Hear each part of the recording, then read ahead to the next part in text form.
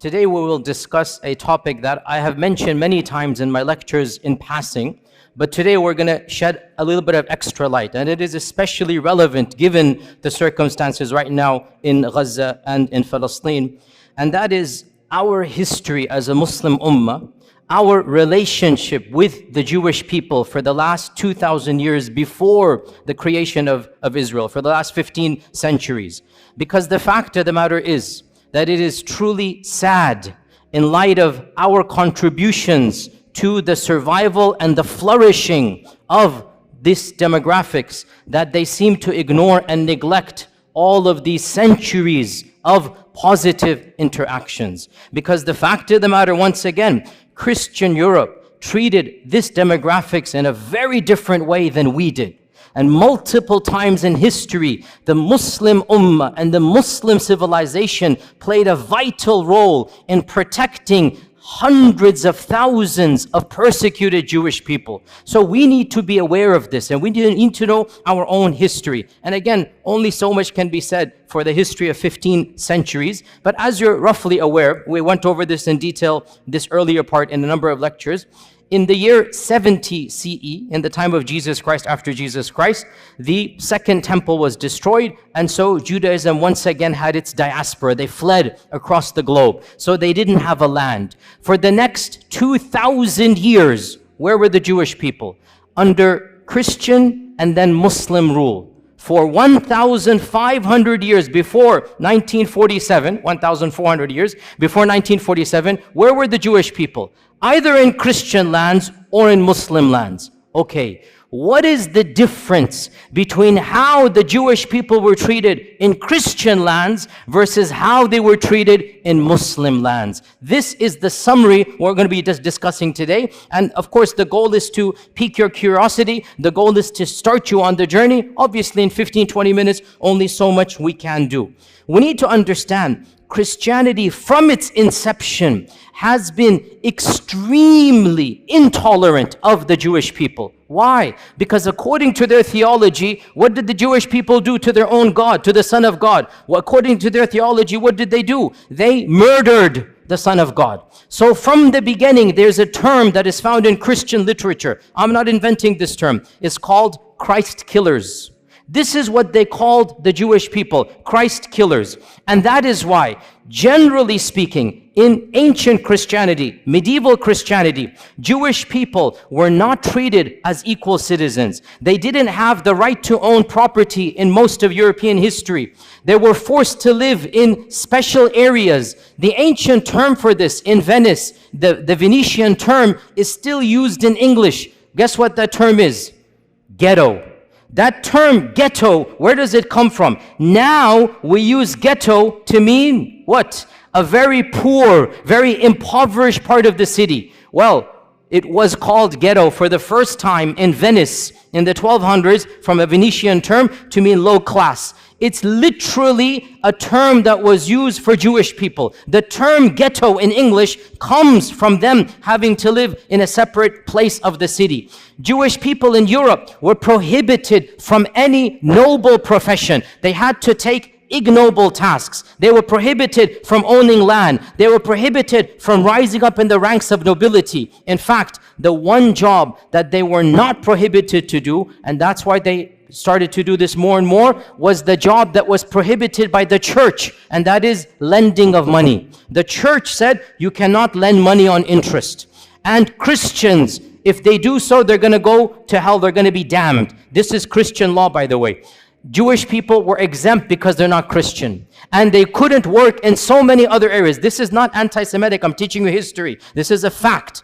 Jewish people then took on, by and large, in Europe, the profession of money lending, charging interest. Because they weren't allowed any other job. They weren't allowed careers, and this was prohibited by the church. You'd be damned. So what did they do? They became the proto-bankers, the first bankers. And so what's going to happen, slowly but surely, their wealth did increase. This is not anti-Semitic, it's the fact of the matter is that they were involved in this profession, and that is why rich dynasties from this group did begin to rise in the 15th, 16th, 17th centuries. But that's because they were the ones lending money. Eventually, the church had to buckle under pressure and change their law and say it is now allowed for Christians to do. Otherwise, Christians forbade Christians from lending money with interest. It was haram for them. The church would excommunicate you. That's why this group began to do this. In the 11th century, when the Crusades was announced, in 1095, 1096, the first Crusaders, they left England, they left Italy, they left France, and they made their way to Jerusalem, wanting to free, quote-unquote, Jerusalem from Muslim lands. Do you know what happened before they reached Jerusalem? They started massacring Jewish people. Where? In Europe. Why? What has that got to do with Jerusalem? They began to reason, if we're going to go to Jerusalem where Jesus walked, we should avenge his death before we get there. And so, thousands, this is the first time where pogroms happened against Jewish people. Entire cities in Europe, entire cities in Germany. This is in 1096, 1097. Entire cities were decimated from their Jewish populations. It is really pathetic what the Christians did. The women and children ran to the synagogues begging for freedom, and they burnt the synagogue with babies in it. They burnt it. Who? The Christians. Why? Because these are Christ killers. I say this because you need to know, where is this anger? Where is this anti-Semitic coming from? It's coming from Europe. We Muslims had nothing to do with any of this hatred. And you need to know the irony of how we can be accused when in reality this notion of anti-Semitism comes straight from Europe. In the year 1215, the church gave a decree that Jewish people could not live like normal citizens any Christian land. They had to wear a different clothing. They had to live in different places of the city. They had to have specific professions.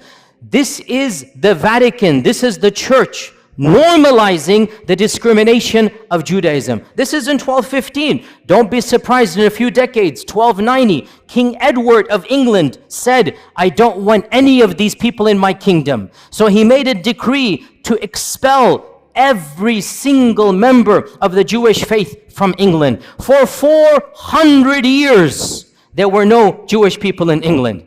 400 years. Why? Anti-Semitism. The king said, none of these people are going to be here. And Shakespeare writes his plays during this time. But the stereotype, the negative, evil stereotype remains in the psyche of Europe. Go read Shakespeare's plays. Go read how he writes about Shylock the Jew. This is Shakespeare, not me. Shakespeare is an anti-Semite in every sense of the term. The stereotypes, the negativity, and ironically, he's never interacted with the Jewish person because there are no Jews in England when Shakespeare's writing. Because of the decree, only in 1680 or something, the king relents and allows them back in. And that is why, by the way, to this day in England, the Jewish population is very small compared to other places in Europe because for 4 centuries, they were banned.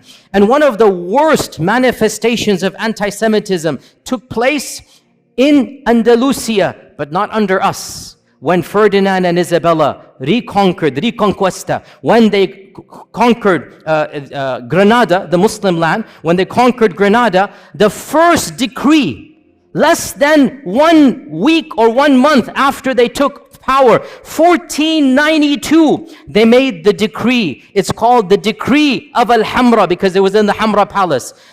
There shall be no Jewish people living in Andalusia.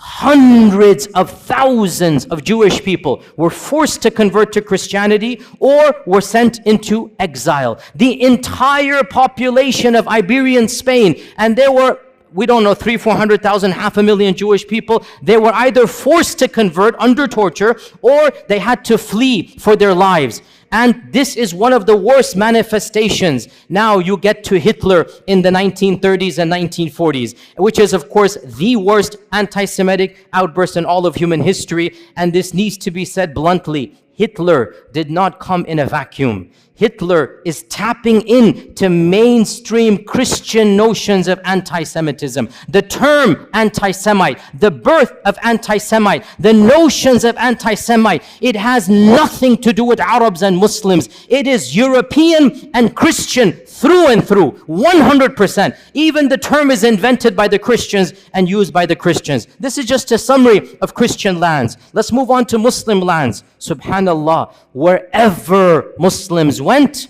and there were Jewish people, the Jewish people faced a type of flourishing. They were given a type of protection they could never find in Christian lands. And when Muslims conquered what is currently Iraq, what is currently Iran, Iraq had a large population of Jews in Baghdad from the time of the first expulsion, not even the second, from 500 BC, because the largest group of Jews from the first expulsion, they went to Iraq. So Muslims found large groups of Jews in Iraq. In Iran, Isfahan, hundreds of thousands of Jewish people, again from the first and second expulsion. And the Muslims came and found them. And they gave them protection under the treaty of Umar ibn al-Khattab. Jerusalem, when Umar ibn al-Khattab marched into Jerusalem, guess how many Jewish people were there? 0. Guess how many synagogues? 0. Jews were not allowed to worship in Jerusalem under the Christians. Guess who gave them the freedom to build the first synagogue after the collapse of the temple? It was none other than Umar ibn al-Khattab radiyallahu anhu. Umar ibn al-Khattab, acting upon Islamic commandments, acting upon prophetic guidelines. Jews and Christians are Ahli Kitab. They have the right to live freely. They have the right to worship. They have the right to build their synagogues and whatnot. Now, modern, liberals come along and they say, oh, the conditions of Umar ibn al-Khattab are second-class citizenship. I'm not going to claim that Umar radiallahu anhu's condition is the same as secular America. It's not. But we're not comparing Umar ibn al-Khattab to secular America. Secular America is a different notion where religion plays no role. In the Islamic scheme of things, religion plays a vital role. So if you're a Muslim, yes, you get perks and privileges, no doubt about that. And if you're Ahl Kitab, there's certain things. For example, you cannot convert people to your faith. For example, the synagogue minaret, or the temple in the synagogue cannot be higher than the minaret of the mosque.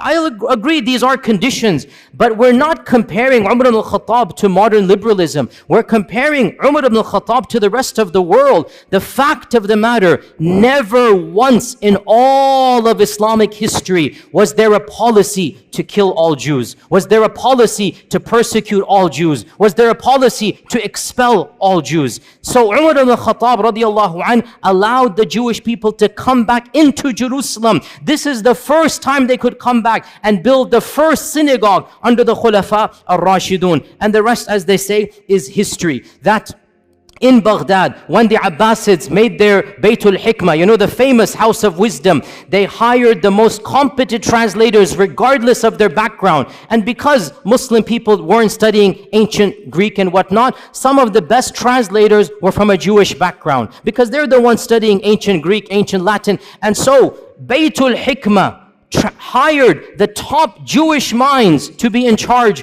of the House of Wisdom. And when the Fatimids and when the Umayyads of Spain instituted their own Baytul Hikmah, because they wanted to compete. There are 3 khilafas. They wanted to compete with one another. So they made their own institutes of publishing. They also hired the best and brightest minds regardless of their background. Jews and Christians were at the top of this list. You have to understand why. Muslims weren't studying ancient Greek and whatnot. These civilizations were. So the Khulafa and the Sultans hired these people and gave them the best salary so that they can work with them. And one of the most interesting examples in our own history in Andalusia was under the Ta'ifa kingdom of Granada in around 1000, 1030 CE, basically literally 1000 years ago, the prime minister of Granada, the Sultan was Muslim, the prime minister was a rabbi, and his name is Ismail ibn Naghrilla, Ismail ibn Naghrilla.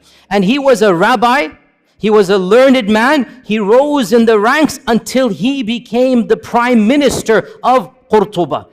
This is a Jewish person, and the people loved and respected him. The Muslim population loved and respected him. The books of history mention that when the Reconquista began, because Reconquista took 500 years, right? When it first began, Ibn Naghrillah, this Jewish vizier, was leading the Muslim army in jihad to defend Qurtuba against the Crusaders. Can you believe this? And because in those times everybody dressed up in a particular garb, they wore Quranic, talismans for the time. Ibn Naghrillah, it is said, wore the Quranic coat of armor, verses of the Quran, and he's leading the Muslims in actual jihad against the Christians who are invading against Qurtuba, and he defends and he wins and he protects Qurtuba. So this is the reality of Jewish life under the rule. Now, some people point out that 20 years later, a mini massacre occurs. And this, you have to be careful, sisters and brothers. When you read these types of things, do your research. Do your research. It is true. A mini massacre occurred against the Jews of Qurtuba. But why? I'll tell you why. You won't find this too often because people just want to say, oh, the Muslims rebelled and they massacred hundreds of Jewish people in Qurtuba. It's true. But I'll tell you the story. This guy, Ibn Naghrillah, he died and he was buried with honors. His son, 21 years old, was given the next viziership as an honor, that your father was the vizier, you become the vizier. His son is Yusuf ibn Naghrillah. Yusuf turned out to be a traitor. And the first thing he does, he writes a letter to the next kingdom. If you invade on such and such a date, I'll make sure you win over the kingdom, I'll distract the army and whatnot, but there's one condition, you must make me the ruler, and I'll pay taxes to you. Okay? So this guy, Yusuf, he attempted a coup d'etat. And he got his people to support him. And obviously his people were of a Jewish background. The letter was uncovered. The Muslims went wild. Mobs attacked the palace and literally shredded Ibn Naghrillah, Yusuf, the son of the famous one. They literally shredded him and tortured him to death. And then they turned on his core, killed them, and then it is true, sad, the mobs turned on the Jewish quarter because they thought this was a Jewish revolt against the city, and innocent people lost their lives. But the point is, no sultan gave the command, no government instituted this, and the reason why it happened was not because they were Jewish. It's because the notion came that the entire community is treacherous to us. That's why this happened. Then things went back to normal and Jewish communities began to flourish. Within 150 years, the greatest Jewish mind in all of Jewish history was born and raised and studied in Qurtuba. Who is this person? Who can tell me? Musa ibn Maymun. Rambam is what the Jewish people call him. The holy rabbi, Rambam. Memorize this name. That's a title, honorific title. Musa ibn Maymun, Moses Maimonides. In the entire history of Judaism, there is no theologian that is more respected and venerated than Rambam. Rambam, Moses Maimonides, born and raised in Qurtuba, traveled the Muslim world, died and is buried in Egypt, in Cairo. He spoke fluent Arabic. He went through the madrasa systems. In those days, if you wanted to study, you went to the madrasa, right? And the madrasa is religious. So you study the sciences along with Quran and tafsir and hadith and fiqh. So Musa ibn Maymun, as a Jewish student, was not just given the freedom, he excelled in his studies. And his biographers mentioned this. I'm not making this up. Read his modern day biography. He lived like a Muslim, prayed like a Muslim, recited Quran like a Muslim. Nobody forced him. It was free. Andalusia, you could be who you are. But he was in such awe of Islam that some people say he secretly converted for a few years. Allahu A'lam. But he lived like a Muslim in the dorms. And there was no pressure because in Andalusia, there was a type of religious freedom that was not found anywhere in Europe. You could be a Christian, you could be a Jew, you could be a Zoroastrian, you could be a Muslim, and everybody lived free freely in Andalusia. But Rambam decided to act like and memorize the Quran like a Muslim. Eventually, he goes back to his rabbi, profession, and he begins writing. Now, this deserves an entire lecture. I don't have time to get into there, but it is one of my areas that I love to read about because intellectual history is my area. Moses Maimonides, listen, I'll just summarize it. He took Islamic concepts and he Judaicized them. Mainstream Judaism is influenced by Moses Maimonides, and Moses Maimonides is influenced by Islamic thought. Now, this is not a conspiracy. Again, look this up.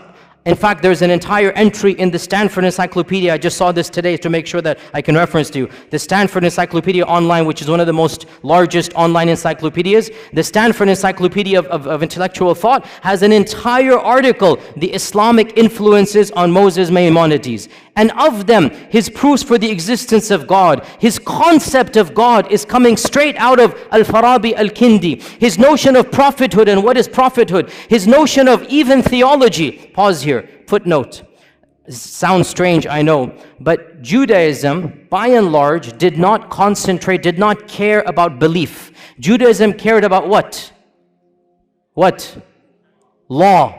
Judaism cared about how you act. It had almost nothing to do with Aqidah. That's why they don't have any book on Aqidah. The first book of Jewish theology, who wrote it?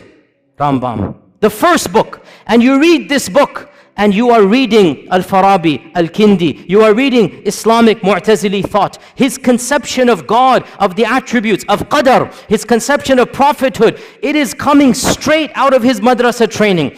And this is now mainstream Jewish belief. I'm not making this up. This is well known. Mainstream Jewish theology is coming straight out of Andalusian madrasa. He just changed it, made it a little bit. And he wrote a creed. To this day, the righteous or the observant Jewish people, the first thing they do when they wake up, they read Moses Maimonides' one-page creed. And it begins, Ana mu'minu, I believe in, just like Aqidah Tahawiyya, just like other Aqidas, it literally begins, I believe in, and there's 13 points. I believe in God, there is one, la sharika la type of stuff, literally coming out of Islamic thought. He has no partner, cannot be described in this and that, literally goes through, and it goes all the way, and I believe in resurrection, I believe in the Messiah that's going to come, one of the 13 points, I believe in the Messiah. So this is coming from Musa ibn Maymun. By the way, one interesting thing about Rambam, wallahi, so ironic. He became the best physician of his time because he mastered Ibn Sina. So he read Ibn Sina, he mastered Ibn Sina. Now he's the best physician. He works his way up. Guess who he becomes the personal doctor to? None other than Salah ad-Din al-Ayyubi. Salah ad-Din al-Ayyubi takes him as his personal court doctor. For a period of time, he travels with Salah ad-Din. He is the primary doctor of Salah ad-Din Ayyubi. Nobody can accuse our religion of anti-Semitism. Nobody can accuse our sultans, our khulafa of hating people because of their different faith. It didn't happen that way. If you were talented, you were the best doctor, and it's so ironic. Salah ad-Din is conquering Jerusalem, and Rambam is his main doctor. Subhanallah. How can we not remind our Jewish brethren of this reality? Look at from where to where. Look at the past and now look at how that has flipped. Eventually, he went to Egypt. He lived in Egypt. By the way, he wrote most of his writings in which language? Arabic. The chief rabbi of Judaism is writing his books in Arabic. This is well known. You can see them and look at them online. And he has a book called The Guide of the Perplexed. And there are a number of papers about this, that this is coming straight out of Al-Ghazali's Al-Munqidh min al-Dalal. Literally, Imam Al-Ghazali wrote Al-Munqidh min al-Dalal, and there is a book that he wrote for his people, The Guide for the Perplexed. And it has the same motifs, the same notion. Again, it's not copy-paste, because in the end of the day, he's an intellectual thinker. But he takes ideas, he takes notions from Islam, and he Judaicizes them, which is what we expect to do. But where is the origin? What's the kernel? From our faith tradition. It is true to say that never in the last 2,000 years before the creation of this country has the Jewish people flourished as they did under Muslim Spain, under Islamic Andalusia, their greatest minds, their largest synagogues. You can visit their synagogues to this day in Qurtuba, in Granada. They still have their synagogues that were built not under the Christians, under the Muslims. Now in 1492, Ferdinand and Isabella come, the first decree, all Jewish people will leave or convert or die, be killed. Where did these 500,000 Jewish people go? The Sultan Muhammad II gave a decree.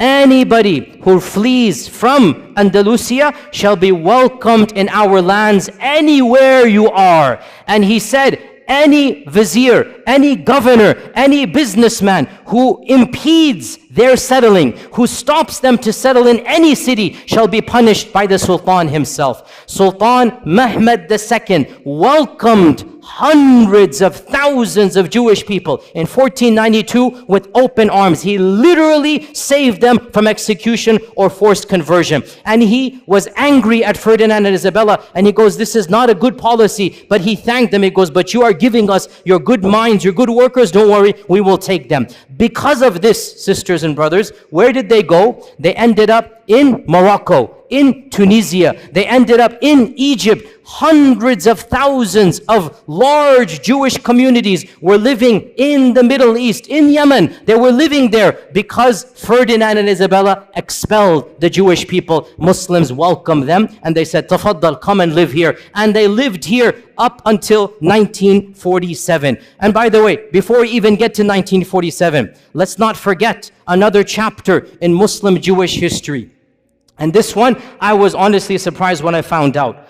Under Nazi rule, when you're all aware what Hitler did, he made a policy, all the people of that background shall be exterminated. The most inhumane, barbaric policy in the entire history against the Jewish people was Hitler. He literally exterminated them by, gas chambers and whatnot. Guess who intervened where possible? In multiple countries, Muslims, sometimes at risk to their own lives, stood up and protected Jewish people. And wallahi, brothers and sisters, I say to you honestly, I have visited Auschwitz and Dachau. I have studied this chapter in history. Wallahi, I swear to you, if I were alive at that point in time, I would hope to Allah that I have the courage and bravery to stand up against the tyranny of Hitler and to protect innocent women and children. The way they were brutalized, the way they were rounded up and just killed for no reason. Innocent babies, we saw thousands of toys and thousands of shoes of children literally just piled up there, killed for no reason. I would hope I would have that courage as well. And I was so happy to hear so many people stood up. The Sultan of Morocco, interestingly, Morocco was under the French rule, and so technically it was not independent. Yet when the French said, give us your Jewish people, Sultan Muhammad V said, no way. These people are our brethren. They have lived with us for centuries. They shall not be handed over. So Sultan Muhammad refused to obey the Nazi policies under the French rule of the Nazis. Tunisia as well refused. The Ottomans refused. In Bosnia, the Muslims refused. And perhaps the most brave act of courage, because it wasn't a government, it was brave. In France, the Muslims who were under the Nazi occupation. So the Nazis, if you remember your history, they invaded France and they took it over. So you have Nazi rule in France for a few years. You literally had Nazis ruling France before the liberation in 1947. So Nazis are in control. Muslims were allowed to live as second-class citizens. The Imam of the Masjid, Bul Qadir, the Imam of the Masjid, the Grand Mosque of Paris, I visited it. It's a very beautiful masjid built in the 1930s. It's still standing to this day. It's a beautiful, iconic masjid in Europe. The Imam of the Masjid gave a secret talk to the Muslims, and he encouraged the Muslims, if you know any Jewish friends of yours, bring them in. We will protect them in our mosque. The basement of the masjid became a home for the Jews under Nazi rule in France. And this was engineered by the Imam, the Sheikh.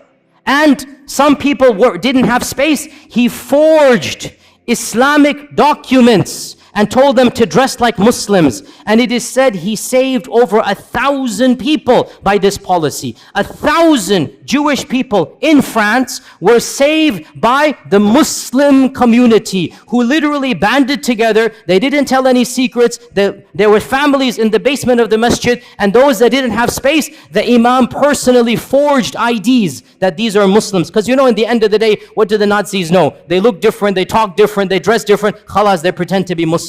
This is what you call Islamic rule. This is what is akhlaq of the Muslim. When this tyrant comes, you're not going to allow him to do this. You will protect them. And so it is truly sad that all of this history has been completely forgotten. What happened? Obviously, you're aware, in 1947, it is estimated there were around less than 1 million Jewish people living in Arab and Muslim lands. Less than 1 million, maybe 900,000. That's a huge number, by the way, especially after World War II. After World War II, you had more Jewish people across the Middle East and Arab lands than anywhere in Europe, right? So almost 1 million living in Yemen, in Cairo, in Iran, in Morocco. These are all people of Jewish background. What happens in 1947? The country of Israel is formed, and they make a call, a plea, that if you come here, you will be given perks and land. If you come here, you will be given a better economic status. And so majority of them migrated. Why did they migrate? Put yourself in their shoes. It's their land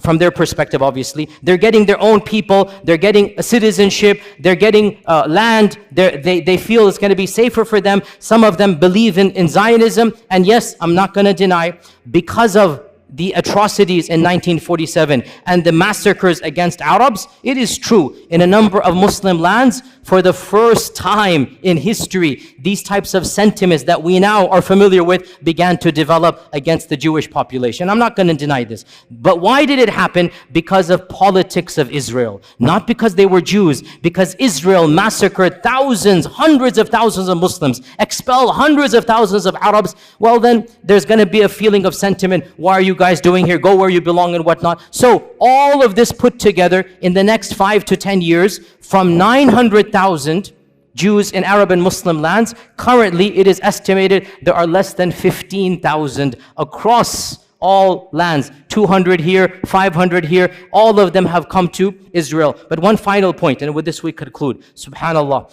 this is something you need to know, O Muslims. This division of living under Muslim, living under Christian, it had and has and continues to have a profound impact on the demographics of the country of Israel. Judaism is divided into multiple groups. The three most important groups: number 1, Ashkenazi; number 2, Sephardim; number 3, Mizrahi. These three divisions go back to whether they were living under Europe or under Muslim rule. And the most Europeanized Jewish people are the Ashkenazis. These are the ones, they never lived under Muslim lands. These are the ones, they have a different cultural background. They're more European. Generally, they're more secular. Generally, they're the ones in charge. Generally, they're socioeconomically privileged, and they're the governments ever since the founding of Israel.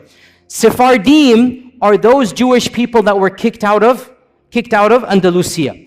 And Mizrahi are the Jewish people who lived in Arab lands, Yemen, Iran, other places for many millennia. They are the smallest. Generally, Sephardim and Mizrahi are more pious. They're more orthodox. They're more religious. They're more believing in God. And a lot of you don't know this. In Israel, they are treated like second-class citizens. In Israel, because they can tell by your looks, they can tell by your name, they can tell by your culture.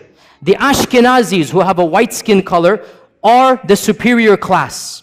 And of course, there's even a lower category, the Falasha, which are coming from Ethiopia, and you should see how they are treated in Israel. They are the lowest of the low. But above them are the Mizrahis, and above them are the Sephardim. Sephardim and Mizrahis, they are ghettoized in Israel. In the 40s and 50s, they were not given the land they were promised. They were not given the perks that the Ashkenazis were given to. They were not given government positions. And this caused, I'm not joking, you can look this up, in the 60s and 70s, political parties, some of them semi-violent, from the Sephardim, from the Mizrahi, were formed to fight against whom? Against whom? The Arabs? No, Ashkenazis.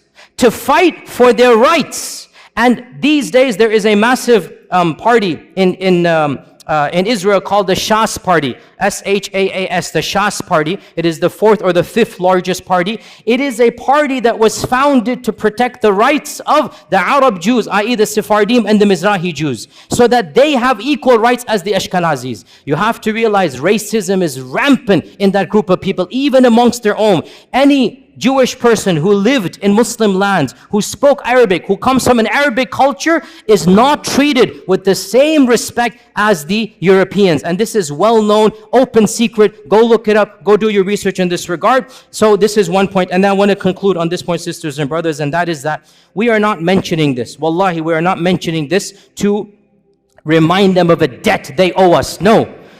We did this because Allah told us to do it, not because of them. We did this because our Prophet ﷺ taught us this is how we treat minorities. We would do it all over again. But we just want to show the world this is Islamic law. This is Islamic Sharia. The freedoms that they had, the intellectual, curiosities, the books that they produced, they couldn't produce a fraction of them in Europe in medieval times. And that is what we give to the world. It is truly sad. And we don't say this as a debt or a favor. We're just pointing out the facts. It is truly sad that the same descendants of those whom we saved, those who were given refuge with us, they have flipped the script and they are doing what Hitler did to them, they are doing to the very people who protected them. And we just say this as a historical fact and record. Otherwise, we complain to Allah and Allah alone. These are facts we should all know, and we are proud as Muslims of our history, and we're proud of our Sharia, and there's nothing to be ashamed of. Alhamdulillah, thumma alhamdulillah. And inshallah we'll continue in the same vein. Jazakumullah khair. Assalamu alaikum wa rahmatullahi wa barakatuh.